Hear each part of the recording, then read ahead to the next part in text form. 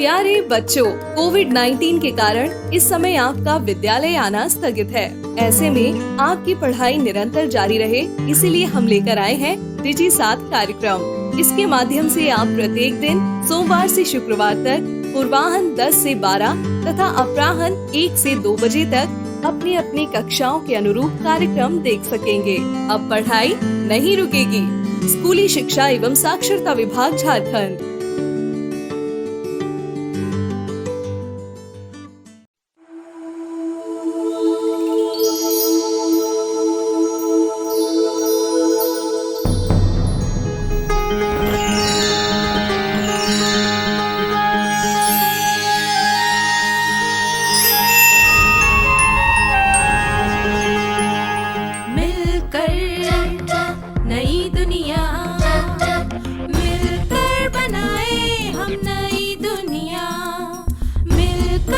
जीत ले हम सारी दुनिया।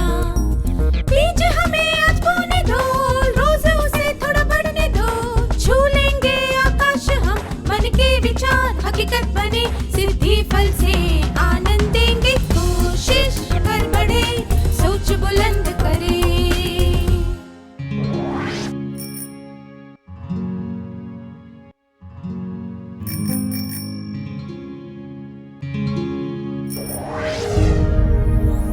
नमस्ते छात्रों, आप सबसे फिर से मिलकर खुशी हुई। आप में से कितने लोगों को फुटबॉल खेलना पसंद है? क्या आप में से कोई एक छात्र ये बता सकता है कि कैसे खेला जाता है और हार या जीत कैसे तय होती है?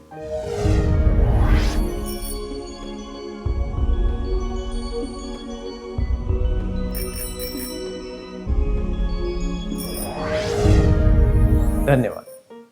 फुटबॉल के खेल में गोल करना आसान होता है क्या? बिल्कुल भी नहीं। सामने वाली टीम जो भी बाधाएं पैदा करती है, उन्हें पार करना पड़ता है ना? मजा तभी आता है जब सारी बाधाएं पार करने के बाद कोई गोल होता है। अगर कोई गोल बिना किसी चुनौती के या बिना किसी के रोके हो जाए, तो उसमें कोई मजा नहीं आता। हमारा जीवन भी फुटबॉल के खेल की तरह है। गोल करने के रास्ते में कई बाधाएं आती हैं। जब हम इन बाधाओं को सफलता से पार कर लेते हैं, तो हमें खुशी और संतुष्टि मिलती है। अच्छा, ये बाधाएं क्या होती हैं? बाधाएं वे चीजें होती हैं जो हमें वो करने से रोकती हैं जो हम करना चाहते हैं। क्या अब हम एक क्रियाकलाप करें? आपको क्या लगता है, आपके जीवन में कौन सी बाधाएं हैं? क्या आप इसके बारे में अपने करीबी मित्र को बताना चाहेंगे?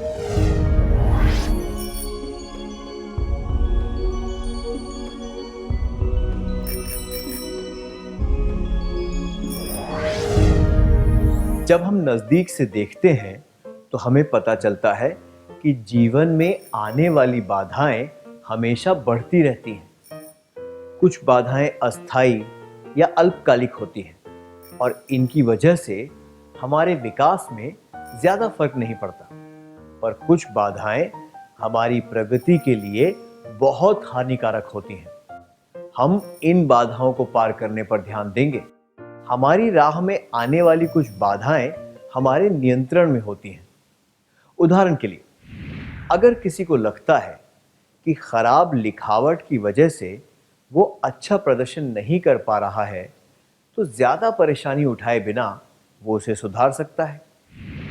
जो बाधाएं हमारे अंदर से, यानी कि हमारे विचारों या हमारी आदतों की वजह से आती हैं और जिन पर हम नियंत्रण कर सकते हैं, वे आंतरिक बाधाएं होती हैं। आंतरिक बाधाएं वे होती हैं जो हमारे विचारों या आदतों से आती हैं और हमारे नियंत्रण में होती हैं। अब एक और क्रियाकलाप करेंगे। अब आपको स्क्रीन पर बाधाओं की एक सूची दिखाई जाएगी। इस सूची से आपको आंतरिक बाधाओं को पहचानना है। आप तैयार हैं?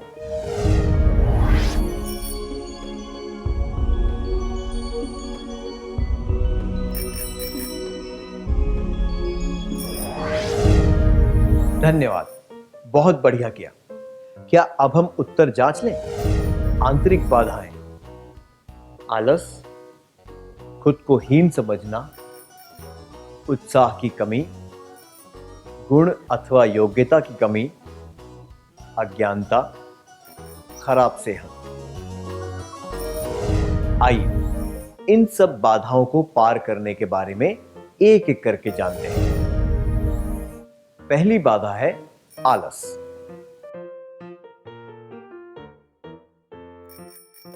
मदन रोज शाम को 5 से 7 बजे तक अपने दोस्तों के साथ गप्पे लड़ाता है और रात को 9 बजे सो जाता है। वो सुबह 7 बजे उठकर अपनी दिनचर्या में लग जाता है। आमतौर पर उसे सबके सामने रोज डांट पड़ती है क्योंकि वो अपना गृह कार्य पूरा नहीं करता। अगर आप मदन के दोस्त होते तो उसे क्या सलाह देते? क्या आप दोनों इस दृश्य का अभिनय करके दिखा सकते हैं?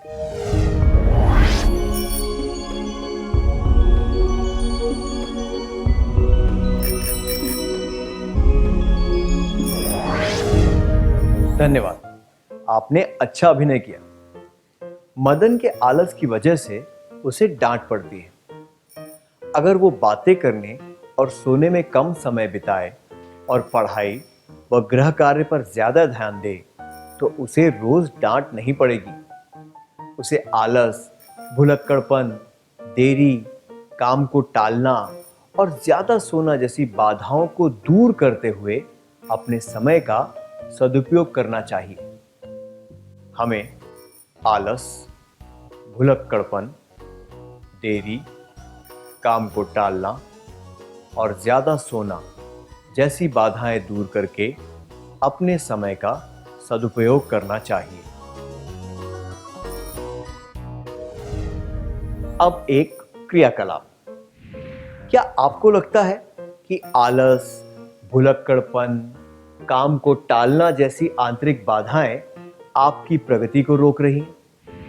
अगर हां, तो क्या आप सोचकर बता सकते हैं कि इनमें से किसी एक बाधा को पार करने के लिए आप क्या करेंगे? कृपया अपने विचार नोटबुक में लिखें और उसके बाद सबको बताएं।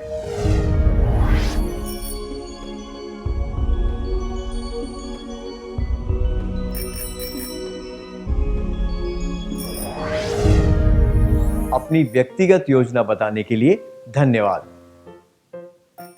आइए अब अगली बाधा के बारे में बात करते हैं, खुद को हीन समझना। अरुण को लगता है कि उसका कद बहुत छोटा है, इसलिए वो जीवन में कुछ हासिल नहीं कर पाएगा। इसके बारे में क्या कहा जा सकता है? उसने खुद को अच्छी तरह आंका है। उसने खुद की योग्यताओं का गलत अनुमान लगाया है। वो बहुत ही विनयशील है।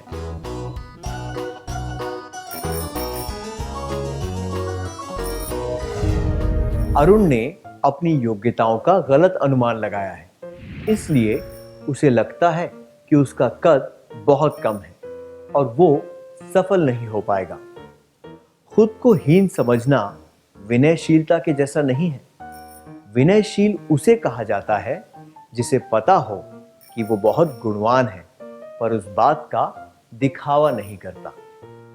हीनता की भावना वो होती है जब हम अपनी योग्यता को नहीं पहचानते और खुद को दूसरों से कम समझते हैं। खुद को हीन समझने की भावना को मिटाने के लिए हमें ये सोचना चाहिए, मैं कर सकता हूं और मैं जरूर तरक्की करूंगा। इस प्रकार दृढ़ प्रयास से हम इस बाधा को पार कर सकते हैं। हमें खुद को हीन समझने की भावना को दूर करने के लिए यह सोचना चाहिए कि मैं कर सकता हूं और मैं जरूर तरक्की करूंगा और दृढ़ता से प्रयास करना चाहिए। अब एक और क्रियाकलाप। अरुण के दोस्त श्याम ने उसे सलाह दी कि उसे खुद का आत्मविश्वास बढ़ाना चाहिए। और ये सोचना चाहिए कि वो भी सफल हो सकता है। ऐसा करने से वो खुद को हीन समझने की भावना से उभर पाएगा। क्या आप दोनों इस दृश्य का अभिनय करके दिखा सकते हैं?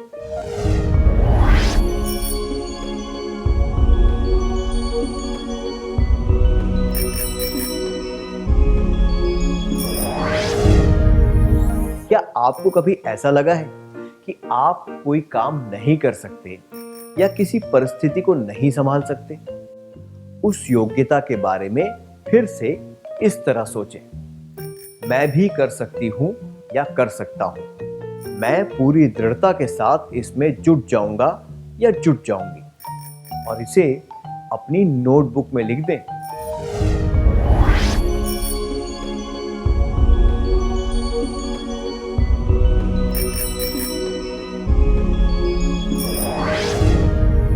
मैं आशा करता हूं कि आप अपने प्रयास में सफल होंगे। क्या अब हम उन बातों का सार संक्षेप कर लें जो हमने आज सीखी हैं?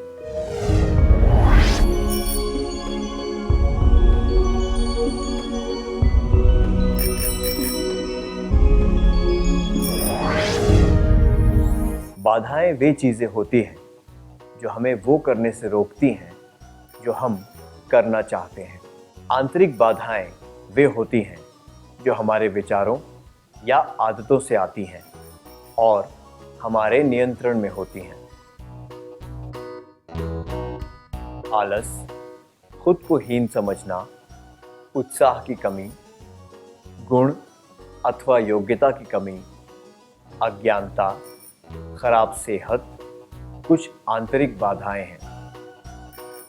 आलस और खुद को हीन समझना जैसी आंतरिक बाधाओं को हम दृढ़ निश्चय और समय के सदुपयोग से पार कर सकते हैं। अच्छी तरह सार संक्षेप करने के लिए धन्यवाद। आइए थोड़ा गृह कार्य लिखते हैं ताकि ये बातें हमें अच्छी तरह याद रहें।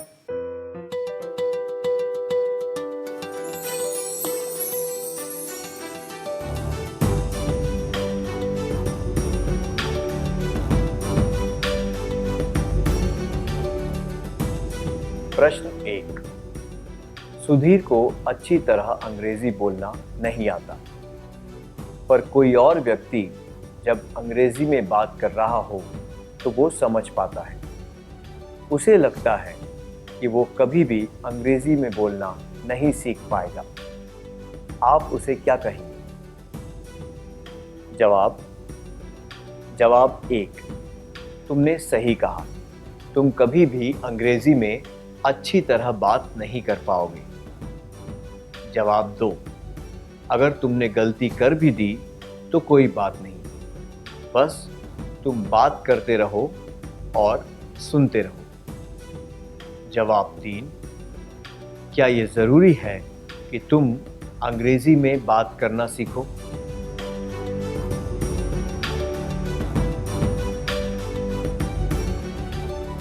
प्रश्न 2। ममता हमेशा काम को टालती रहती है। उसके सारे काम हमेशा ऐन वक्त पर होते हैं। आप उसे क्या सलाह देंगे? जवाब 1। अगर तुम समय पर काम नहीं कर सकती तो काम करो ही मत। जवाब 2। भले ही सारे काम ऐन वक्त पर करो, पर उन्हें पूरा ज़रूर करो। जवाब 3। अपना काम योजना के अनुसार उचित समय पर करना सीखो।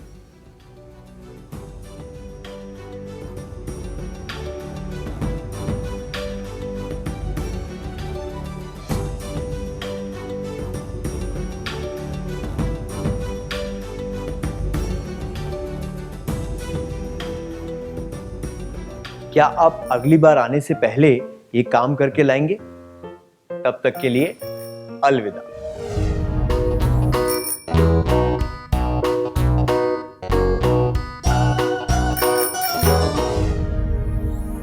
नमस्ते छात्रों, क्या हम जवाबों के बारे में चर्चा करें?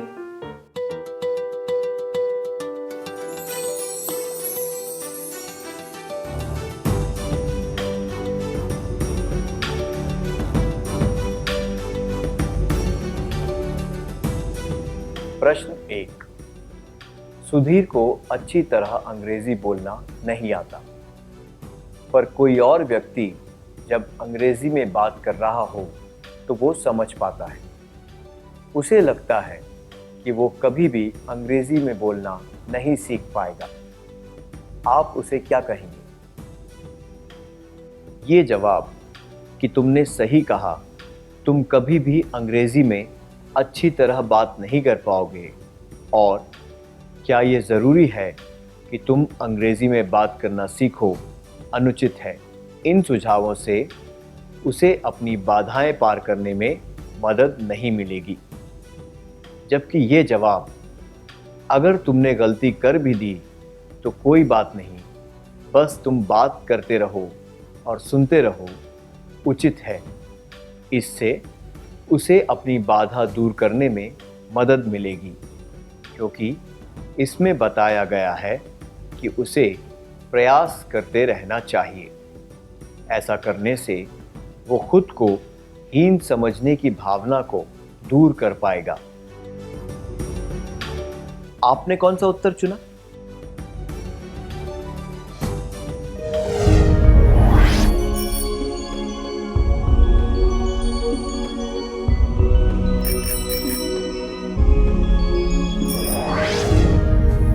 प्रश्न 2। ममता हमेशा काम को टालती रहती है। उसके सारे काम हमेशा ऐन वक्त पर होते हैं। आप उसे क्या सलाह देंगे? ये जवाब, अगर तुम समय पर काम नहीं कर सकती तो काम करो ही मत, और भले ही सारे काम ऐन वक्त पर करो, पर उन्हें पूरा ज़रूर करो, अनुचित है। ऐसा करने से वो काम टालने की बाधा को दूर नहीं कर पाएगी। ये जवाब कि अपना काम योजना के अनुसार उचित समय पर करना सीखो, उचित है, क्योंकि उस सुझाव से वो अपने समय का सदुपयोग करना सीखेगी और अपनी बाधा को पार कर पाएगी। आपने कौन सा उत्तर चुना?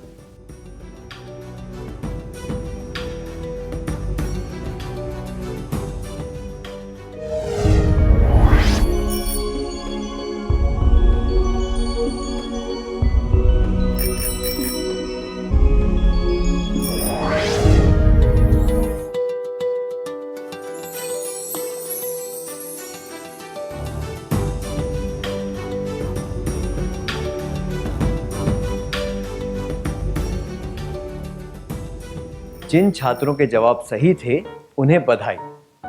क्या अब हम अगला सत्र शुरू करें? इस प्रसारण से संबंधित सुझाव, अपने प्रश्न इत्यादि आप हमें jcerg@gmail.com तथा टोल फ्री नंबर 1800 5728 585 पर संपर्क कर सकते हैं।